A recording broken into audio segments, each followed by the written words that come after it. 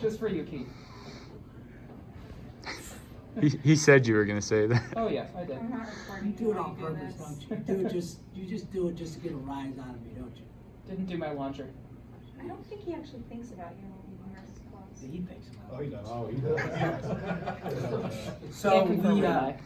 we practiced really good for 3 days, and it transferred over to the game. We didn't practice very long, but we practiced with some enthusiasm and some juice. And we just played better. We shared the ball, and when you share the ball, good things happen.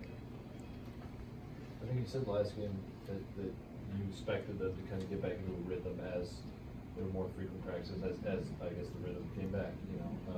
Is that what you can attribute the less frequent practices that you mentioned? Yeah, I think, we were a little bit more in our groove, but I'll go back and VMI, I don't know if you guys saw it, they made 18 threes last game against Stetson. So that was a tough guard for us coming off a break. So I had to reevaluate, how did we really play? And so I think sometimes you have to be careful that your standards aren't so high that, sometimes you're not going to play great. And the biggest thing is we clicked on all cylinders tonight. We were much better. Keith, how much stock do you put in your 8-0 record right now? A lot. They're 8 wins. We played pretty good tonight. We looked like a good team tonight.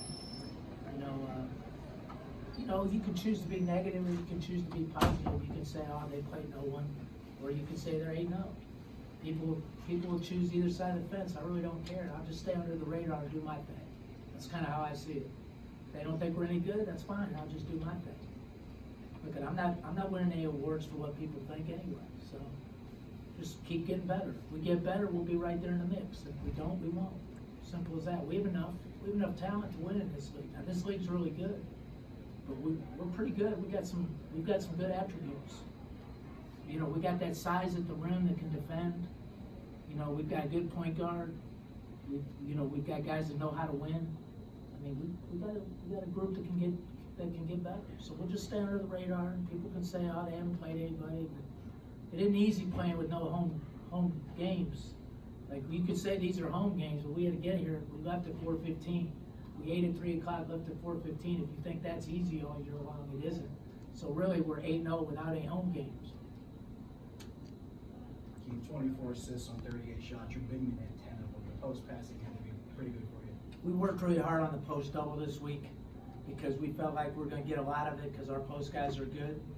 And that's something we're going to work on a daily basis. I thought Mike Hughes was, the numbers don't indicate it, but I think that was one of his best games all year because he didn't care whether he scored or not. He really didn't. He had a passing inclination when the ball hit his hands, especially in the first half. And I think that's a big deal for us. To your point, there was a play where he got a block. Tavian goes down on the break and dishes it to someone else, and Mike's probably celebrating more than anybody else. But just seeing how all these. But that's because that's Tom and Jerry, those two. I don't know which is which.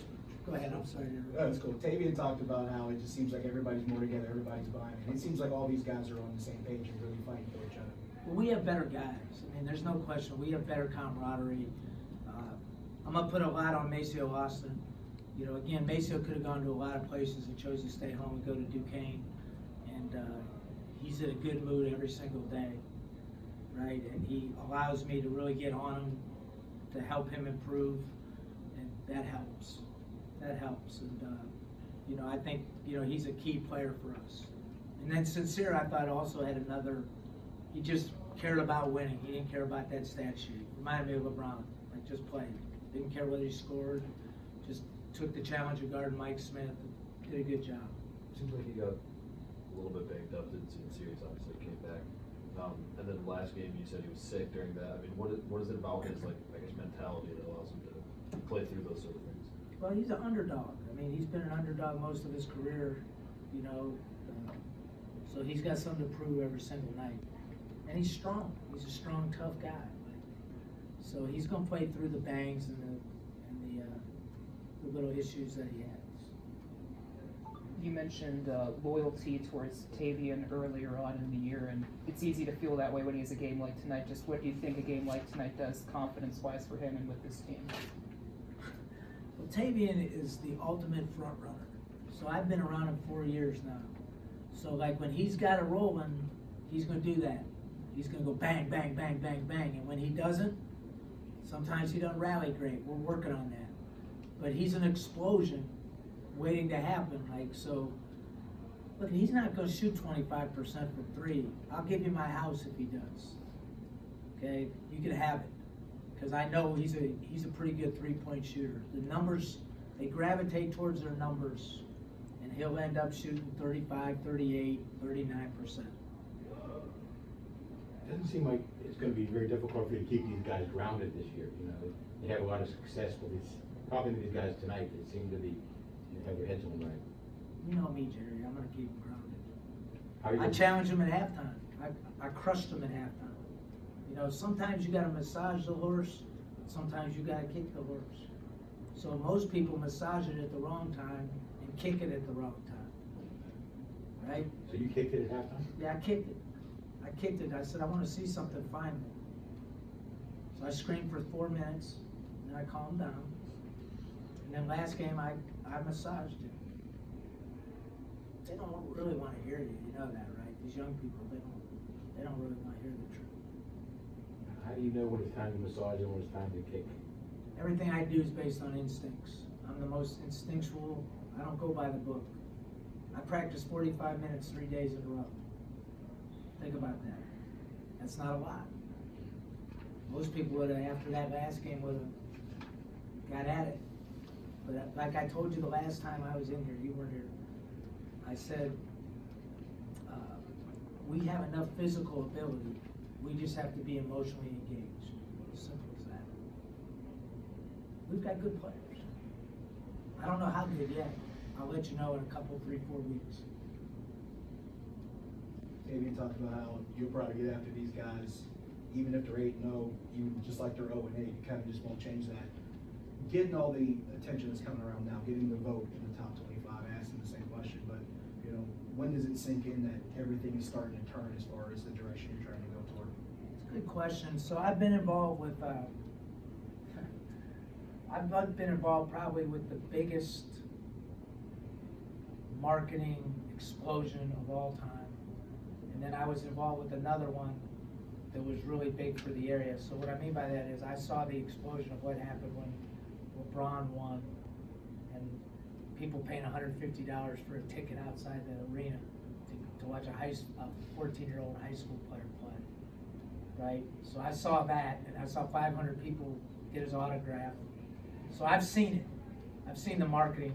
And then I saw us win 19 games in a row at Akron, and I saw what happened, right? So the good thing about our schedule is we have the opportunity to win every single night, right? A decent opportunity if we play. So when you build a program, what's more important? That or playing 5 high majors right now? So there's 4 parts of building a program. The first part is becoming a consistent winner, right? Competitive. I feel like we've kind of got to that point. We're pretty competitive. The second part is, can you compete for league championships every year? That's hard too. Turning the programs around is hard, but competing for a championship every year is hard. And then the third step, right, is you gotta try to be nationally prominent. And then the fourth step is staying there every year, like Gonzaga. So like, my part now is I'm trying to build competitiveness every single year so that we're competing for championships. And so if we can create that buzz, what do you think happened in Nevada last year? Or the year before, right? He created the buzz, right? They became prominent, and then he did it again. So that's really, I got a marketing background, so I like our schedule. It's a perfect schedule for this particular program at this particular time under these particular circumstances.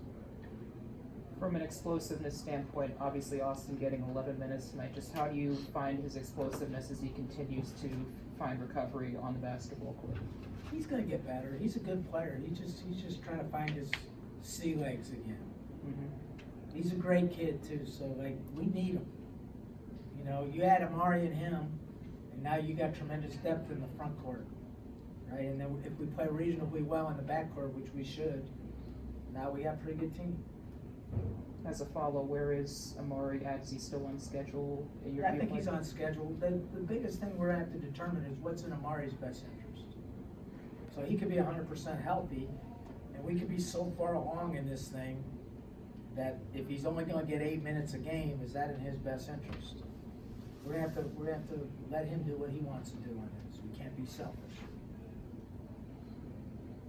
Good? That it? I didn't pontificate.